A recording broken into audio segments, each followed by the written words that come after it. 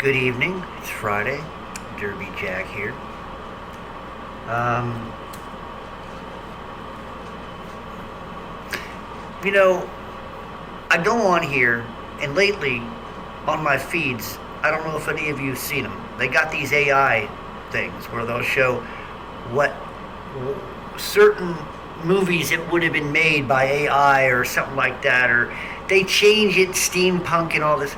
But the one thing I noticed about AI, it seems like everybody who would ask AI the art part to do, AI seems to be always drawing things that are evil. It seems that everything that comes from AI, when it comes to the art, seems to be dark. Always seems to be, if I say it spiritually, from a dark, dark corner of life.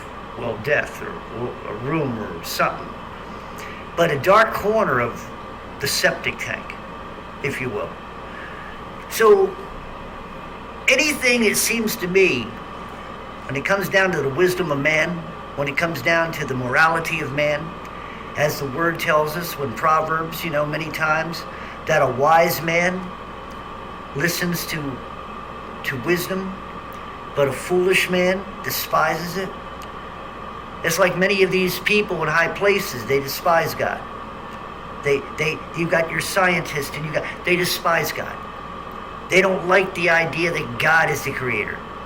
They want to be a happenstance so they can make themselves.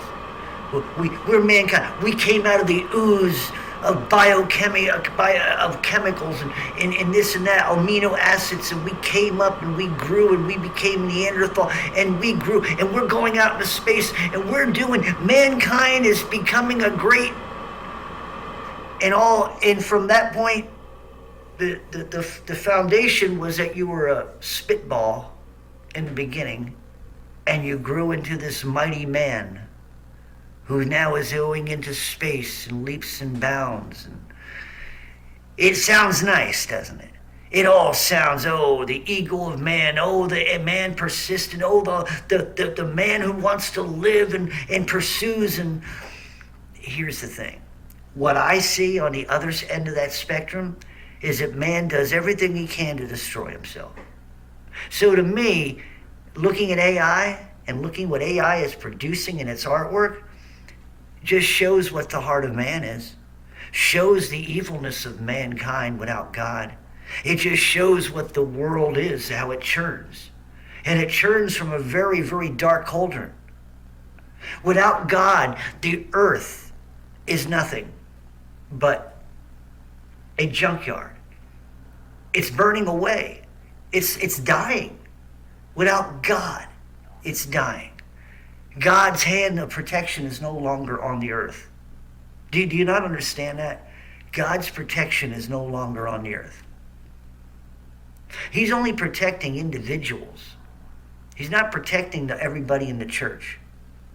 The church has turned away from God. Now it's only the remnant. How many times have I told you this? Only a remnant of people from these generations, these last generations, are going to heaven.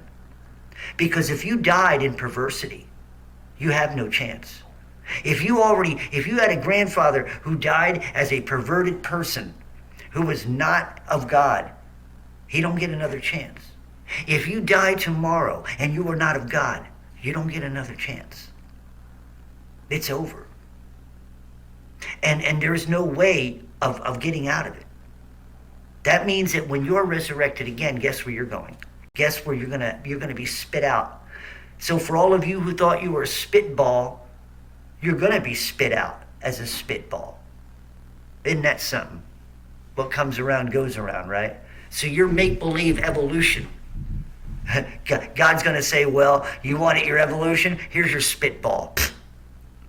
Grow out of that as it's burning in hell. Chapter 22 of Proverbs. A good name is rather to be chosen than great riches, and loving favor rather than silver and gold. The rich and the poor meet together. The Lord is the maker of them all. A prudent man foreseeth the evil, and hideth himself, but the simple pass on and are punished. By humility and the fear of the Lord are riches and honor and life. Thorns and snares are for the way of the froward. He that doth keep his soul shall be far from them. Train up a child in the way he should go, and when he is old, he will not depart from it. Remember I said earlier today, it's a lot harder. It's getting a lot harder for these children as they go out in the world. If you've given them any instruction in the Lord, it's a lot harder for them to keep that instruction.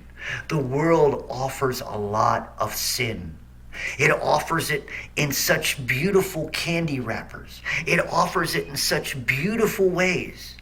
It offers it in the fake shine of light, of righteousness. But it's a fake righteousness. You know, everybody says, beware of false prophets and false ministers. Well, here's what you need to be aware of. Who do you listen to the most? Let's say you're a Christian, you go to church. So once a week you go to church and you listen to the minister. But maybe the rest of the week you got the television on, you're listening to the news, you're watching your movies, you're listening to your favorite musicians and all this other stuff. You're doing all the things that seem to be what's in, work, going out to try to get the nice clothes of today and keeping up with the diets. And so let me ask you something. Who are you worshiping? Where's your time being spent? Meaning, what is your love in your life? That means that your life and the things of the world and the things of and the riches and everything of the world that you'd like to get, that you'd like to hold on to, the things that you think make you happy in this world. Well, let me tell you something. The world is in total chaos. For those who are thinking that they're holding on to something, it's going to be ripped out from under you. And for you are hoping in dead hope, hoping in things that are never going to happen, hoping that there won't be no wars, and hoping this and that. You're not paying attention. They are propagating wars. They are propagating all the things that they're doing. For you people who do not see, there's a war raging in this country against you and me. And it's by those who are in control. They are trying to take our lives from us. And they are doing a very good job at doing it. They are poisoning the food. They are poisoning us. They are poisoning the skies. And they are poisoning the minds of our children. If you have a child, and every time they get on social media, their brains are being poisoned. Every time they go to school, their brains are being poisoned. Every time they get into the world, and the world is grabbing hold of these children's minds, and it's ripping their minds from them for control, for future drones, for future warriors, for future scumbags, and for future talking heads. Not to mention pansy asses. They got to have a group of pansy asses. They got to have all these people be a certain way. That's how they manipulate. They can get you to be feeling feelings. Like, this is the thing that gets me today. Everybody's emotionally breaking down. Everybody has allowed themselves to emotionally be caught up in something. Oh, the poor homosexuals have had it hard for so long. Oh, the poor witches. Oh God, why do they used to be put on and burnt and yeah. When the world was right, yeah, we used to burn witches at the stake. Yes, that was a prerequisite. When the world was right, you got evil and you took evil down. You didn't accept it. You didn't bring it into your house. You didn't bring it into your school. You didn't want evil in your neighborhood. But now evil's the thing. It's okay to be a witch. Hell, they want to make kids who are 21 and under. If they murder somebody, they don't get persecuted for it. Hey, man. I mean, where else in time did you ever think that we had perverts as presidents? Hell, we had one that used to wear a dress.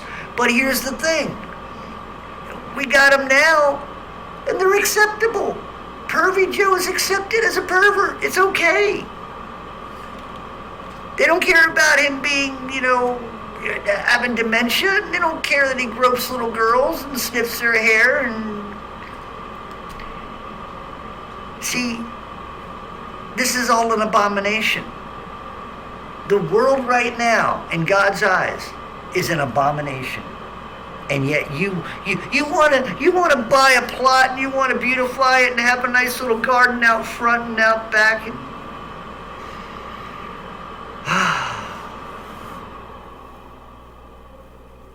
I don't even know why I continue doing this.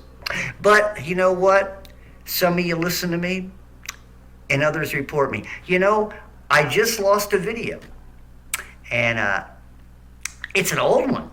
But somebody complained about it or something. I mean, I don't even remember what it was. I haven't even gone to check to see I'm not even going to go and I don't care anymore. I go and say, you guys did it again. Y'all fucking with me like you always do, right? YouTube and ScrewTube. And I tell them that when I complain to them. And, well, Mr. Dad, we're sorry to Derby Jack, but we think that you did blah, blah, blah, blah. Yeah, I know the same old crap. But anyway, I have a little visitor in my house, in my apartment.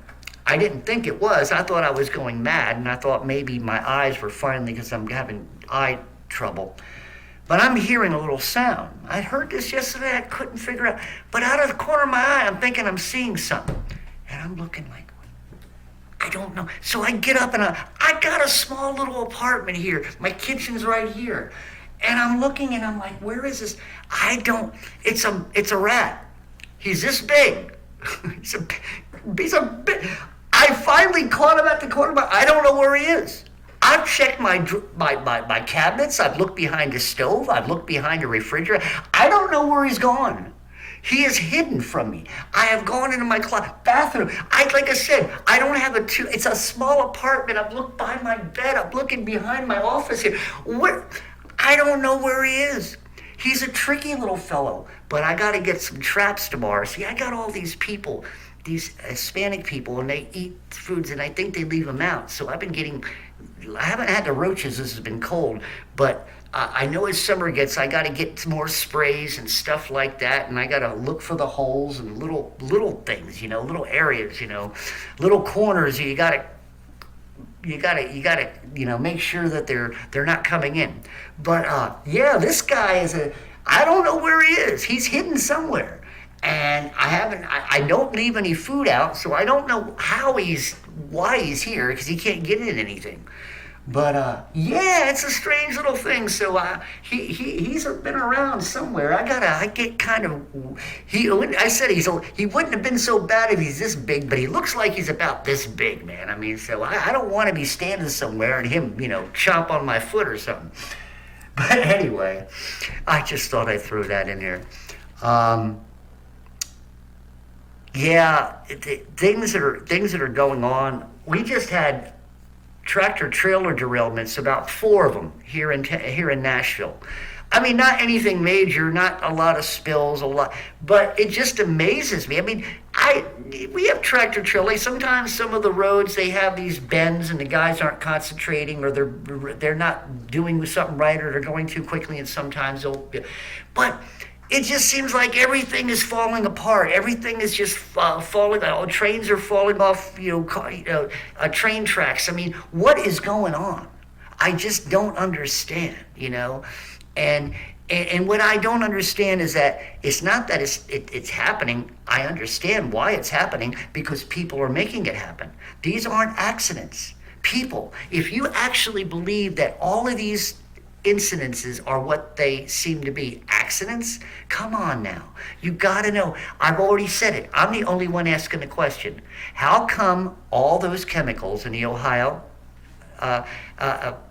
crash, how come they were all back to back? How come? They weren't supposed to be back to back. They weren't supposed to travel through those particular routes, through towns or cities. They're supposed to go other ways. So how come this happened? It wasn't human error.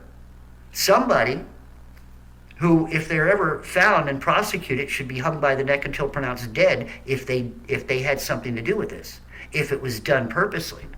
I'm just saying, if they're persecuted by I'm not saying to go do something vigilante. No, I'm saying I believe that we should bring back capital punishment.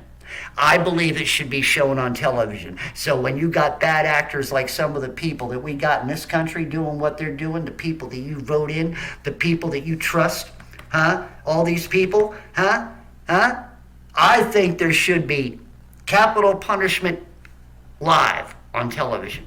And everybody made to see it. No channel. You can't see anything else. Every channel would show it. That would be justice. And you could see all the eugenicists be put on trial. And of course, hung, guillotine, lethal injection, whatever, shotgun in the head, whatever. But only when they're persecuted by the fullest extent of the law. Legally. I know that's a hard word here in America. There ain't much legal here. The legal system's unlegal, or not as legal as it should be, and the government's illegal.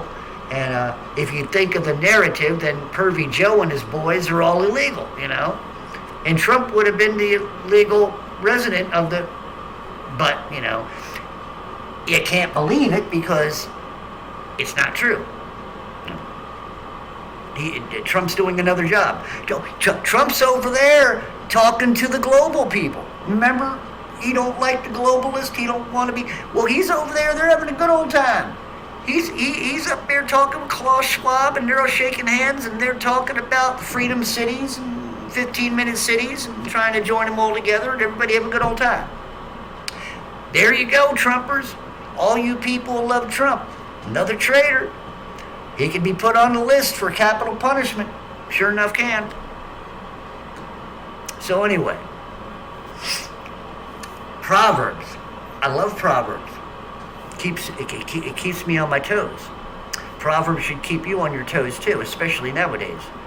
Because everything Proverbs speaks of is talking about two types of people. It's talking about godly people and ungodly people. Okay? Proverbs will teach you who the ungodly are. And it'll teach you what the godly should be. All these people out here doing the things that they're doing it for now. They're planning their plot now. This is where they are now. They're not worried about tomorrow. They're worried about now. They're not worried about everlasting life. They're worried about now. They don't care about a new magnified body where they don't feel any pains or nothing. They're worried about now. They're worried about the pains and losses and gains and everything here now. They're more concerned with what's going on in their life now. They're concerned about the pleasures now. They're concerned about who's going to win the game now. Are they going to get this? Are they going to get that? Teaching your children, instilling in them now. This is what you'll go to college so you can get what you need here now. Step on others so you can get ahead now. And I'll worry about later, down the road. But I got to get mine now. So people will continue chasing after now. And they keep chasing for now. And they got everything they got now. So they got all this stuff now. All the things that they've accumulated now. And they're still accumulating things now. Now comes the point where they get old. Now they're gray, they're slowing down. Some of the things they got, and they got hoarded and everything, they're getting rooms they don't even go to anymore. But they had to have them when they got them years ago, and so they got all this stuff now. Some of the stuff broke, and some of the stuff they got rid of, but they had to have it when they got it. Now. So now everything is just put away. They got it when they needed it now. When they had to now, but now it's no longer needed. They got something else now. And then comes to the point where they're at the end of their life, and now they got to start thinking about, well, I got to have a plot to put my body in. So now they're worried about putting a plot. And then through all this time of living their lives of now comes the day they're in their deathbed. And now they're ready to die. And all of a sudden it occurs to them, where am I going now? Some of them don't even think about now when they're in that predicament. Where am I going to go to now and don't even know that many of them are going to go to some place. Just remember, you got everything you wanted now, but you never thought about later. You never thought about your past life. You never thought about the possibility of what if there is a heaven? What if there is a hell? And when it all finally came to the point where you finally recognize it, you're laying in bed. And now it hits you. But now may be too late. So, I needed to give you that visual, needed to give you something, because right now is a time you need to think about your tomorrow. Now. You need to think about your everlasting life now. Don't worry about now. Because if you're believing in God for later, God is preparing your tomorrow, and He's also strengthening you up now, in the now. See, that's what I'm saying. Everybody worries. I gotta worry. I'm not worried. I'm thinking of all these people who are over prepping gold and all that. I think they're going to devaluate gold. Gold may not be what you think it was going to be later on. Maybe they're going to keep people from trading. Whatever the case may be. That's why they want 15-minute cities, so they can keep control of people. As certain people die off that they don't want, then they'll have that cattle that they can maintain. So if they can maintain a cattle of, human cattle in certain cities, then they're not going to worry about them going out and doing anything, because they're going to outlaw anything else, because they can have control. So you won't be able to. So that's why they don't want you to own anything, or, and you'll own nothing and be happy, because they don't want you to have your own life, your own way. They don't want you to be really happy. So anyway, think about all that, and think about now. What is in your life now? What means more to you now? That's your homework. That's something you need to think about. What is on your heart right now? What are the things that drive you now? Think about that now. Derby Jack out. See you all on the other side. I hope you all enjoying the music. There's more coming. Derby Jack out. See you all on the other side.